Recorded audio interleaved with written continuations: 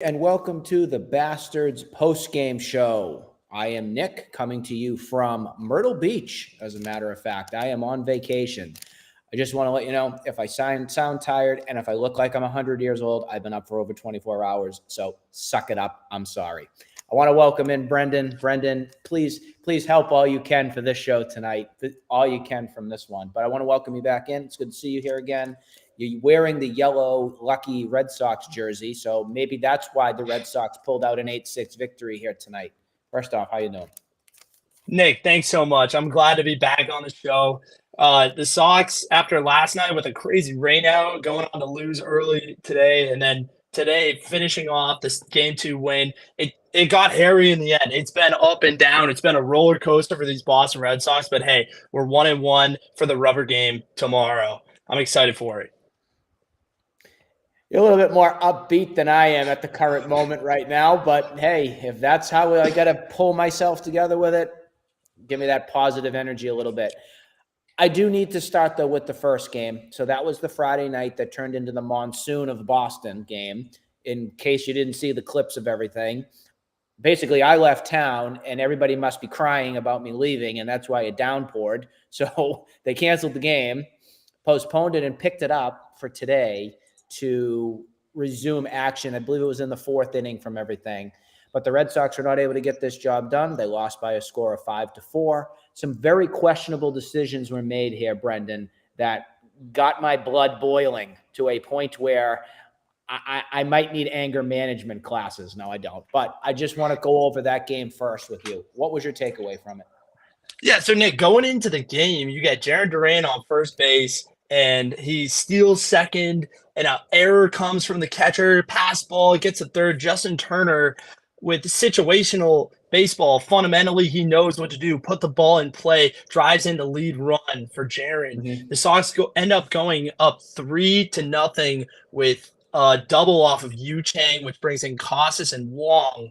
And out of your 9-hole, that's unbelievable, right? Yu Chang, he's been a terrible in the box the whole year, but all of a sudden he gets a clutch double, go up 3-0, and then you get Cutter Crawford, who had his cutter was phenomenal in this game. It was just below his speeds for his four-seamer, and then he would go to his four-seamer, and the Mets hit bombs. Once they figure you out, they hit bombs, and he stayed on the four-seamer. He went up he gave up two-run shots, and it would go on to be 4-3. The Sox would get rained out, fortunately, because they could not deal with this kid, Senga. His fork pitch he saved it for Raffy Devers. He didn't show anyone until Raffy was up, and then he obliterated Raffy, and then he brought it up the second time through the lineup, and he was killing kids. And the Sox got bailed out because all of a sudden it was monsoon in Fenway. Kids were slipping, sliding in the park, and they had to call the game. So you ever been to Water Country in New Hampshire? Just going to plug them now because that's basically what it turned into. Have some fun at Water Country at Fenway Park. That's basically what happened. Is everything just downpoured, the field flooded, the clubhouse flooded. You couldn't do anything, so people were having a slip and slide event inside the concessions at Fenway Park. Hey, to his own. Without a doubt. That's what floats your boat, and that's what you enjoy. Go right ahead. Are you a Senga guy? I wanted to ask you that question. I love what I'm seeing from the Japanese system, especially with Matsaka. But this kid Senga, it seems like he can download a lineup.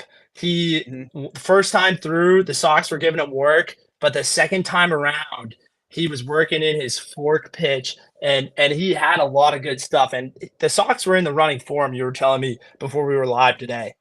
Yep, this past offseason, they were in the running for him, and they were all Masataka Yoshida. They couldn't get everything together to get that winning bid to bring him here.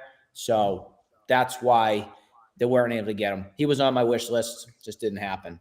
So they ended up losing 5-4. The biggest thing that I wanted to mention, though, from this game is, once again, Alex Cora has all kinds of weird, confusing, careless, mistake managing calls. Nobody's perfect. I'm not going to say I'd be perfect in there, but I do question the move of removing Yu Chang, you put Rob Refsnyder up, and then you remove Jarren Duran instead of Adam Duvall? What is going on? Jarren Duran is one of your most athletic players on both ends, on the diamond and in the box. He hits it just as good as anyone on this team, and he fields almost as good. He almost made a huge play at the end of game 2, which we'll get into when we get there. But on both ends, this kid has been electric, and you want to develop him as a talent. It's almost like there's a grudge or something going on between the kids and Cora. There's a little bit of a divide there. I'm not a betting man, never have been, never will be. But if I were to bet the house right now on the situation that's going on, is Alex Cora is too buddy-buddy with people in the clubhouse. He can't break their hearts enough. He can't go up to Kike and say, listen, Kike, I'm not going to play you today. I'm going to play somebody else. Whether he's afraid, whether he doesn't have a backbone, I don't know. But I am just at the point where it's time for my list. My send to the moon list includes Jorge Alfaro, Kike Hernandez, and Justin Garza. Now watch this. Like that, to the moon.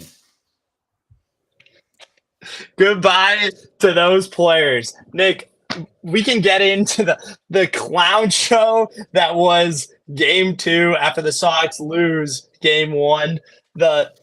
If you want to talk about Alfaro. One more time. Goodbye. Just want to reiterate my points on those 3. Goodbye. Throw them out. They should be gone August 1st. Get rid of them. I don't want to see them again. Game 2, the Sox ended up winning it. They won it, but hey, it was ugly at the end of the day.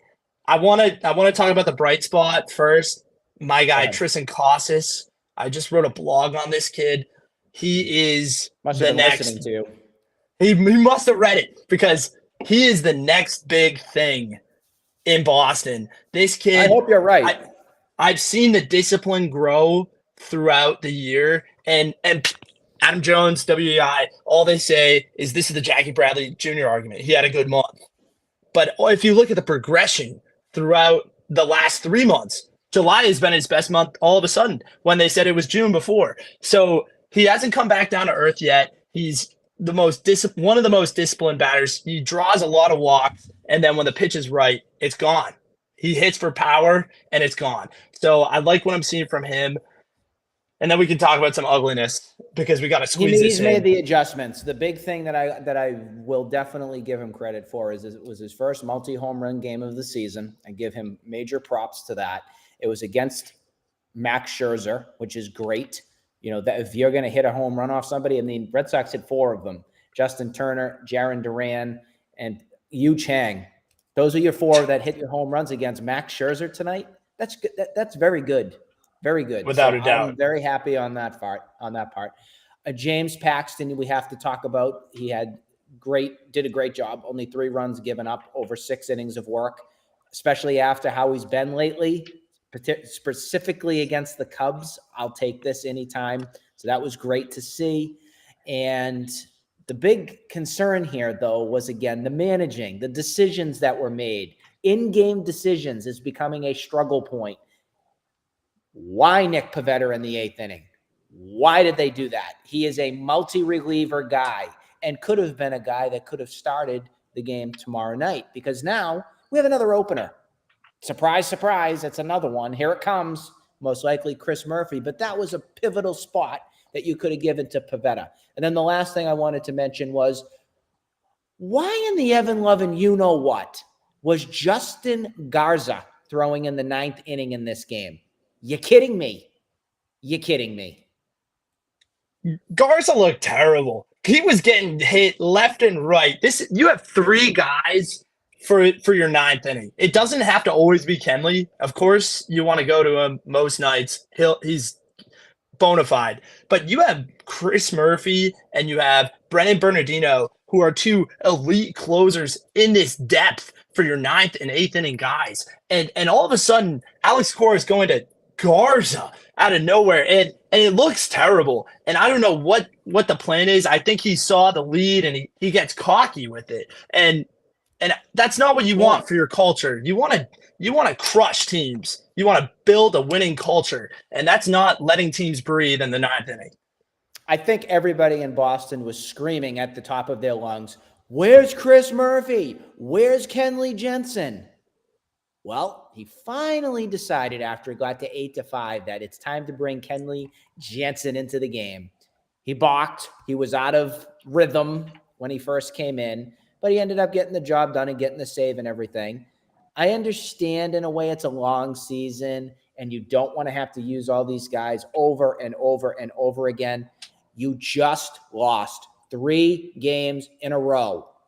You can't fool around with this crap anymore. You can't. You need to take every win that you can right now, and you got to put your best talent and your best guys out. They get rest in the offseason. I'm sorry. If you're getting paid millions and millions of dollars, I've had this argument with a lot of people over the years. If you're getting paid millions and millions and millions of dollars, if I was a professional athlete, I want to win. I want to play. I want to be like Justin Turner. I want to be a dirt dog. I want to go out there and win and do everything I can for my team. These guys want to play. I don't understand why we baby and baby and baby some of these guys. Put them on the freaking field if they can play. If they're not injured and they're healthy and they're good to go, put them in the lineup. Oh, without a doubt, Nick. You have one time. This is your job. This is your time. It's the season. The trade deadline's coming up. You got to prove to the front office that you're not going to be sellers because it's a dynamic deadline for the Red Sox, whether they're going to keep Paxton, Duvall, or if they're going to trade them. It's on and off. They have to show to the front office right now. These are critical games for the Red Sox in their schedule. Tomorrow night, pivotal game. It's the series clinching game. If they can get this done against the Mets, at least they need to take at least 2 out of 3 in this series. We have a lovely opener, which I think is going to be Chris Murphy. Who you got? Who's going? Who do you think is going to win this game tomorrow night? Red Sox or Mets? I think the Sox are going to do it. I think based on their offense, they're going to put up another 6-piece, if not more. You want to see Murphy get you a solid first and then maybe 2, but you're going to wait and see with this bullpen. They have a deep bullpen. I think Winkowski is going to play a big role tomorrow, whether he can give you 2 or 3. They didn't use much of them. Carlos Carrasco is the one that's going for the Mets. I just wanted to verify that quick. He's 3-3 with the mid-5 ERA. So I'm looking at it as an opener. Sorry to break it to you fans. I'm not feeling confident right now after what I've seen past week. I think the Mets are going to take this series, and that's going to be a long flight to Seattle for a team that's young and hungry. Young and Definitely. hungry. Hungry hippo action out there in Seattle. That's what I heard. But we'll have to see. We'll have to see it to believe it. Red Sox going to have to get their acts together quick. This is a longer one tonight because, again, we had 2 games to break down from everything. Any final thoughts on the 2 games that you've seen so far, Brendan? You've seen what it looks like when the defense looks good and when it looks terrible. They have to lock in. We've been saying this all year. They're playing like a 500 team. I know we're in the Trevor Story waiting room, but they gotta do better than this. 4Ks tonight. 4Ks tonight in his rehab assignment. So let's slow your roll, folks, with getting ready for him. Let you play. Yeah, definitely. I mean, we got to wait and see what happens. He's definitely down in Portland on the rehab, but when he's ready, hopefully they can get there.